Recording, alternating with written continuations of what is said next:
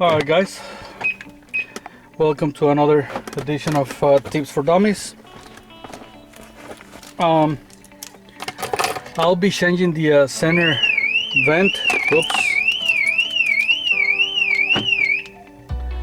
The center vent, it's all broken and the air just cannot go nowhere.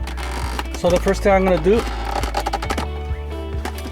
I wanted to do it by my hands.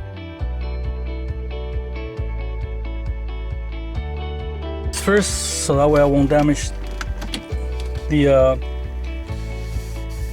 vinyl. So I did it on this corner, and all you have to do is push it out. You can imagine this thing has clips.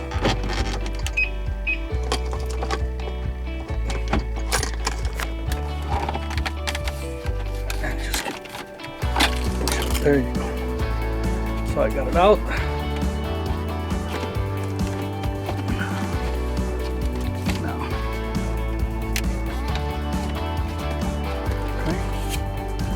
So it has a connection right here, like this one is showing you. Then it needs to be disconnected and connected on the new one. Okay.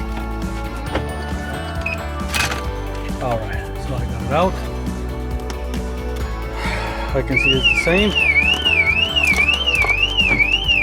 I keep the alarm turning on. So we're gonna disconnect the switch.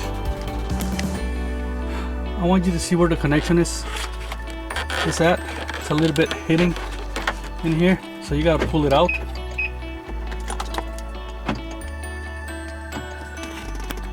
You gotta pull it out from that slot, and then we gotta disconnect it. All right. You have to. All right. So you have to push this thing. You have to kind of push this thing up to disconnect it from this piece. All right, I don't know if you see that little clip there, so you have to push it up and it will disconnect. So now we're going to connect the new one in there. Click. We're going to push it in the slot, and then back inside. There you go.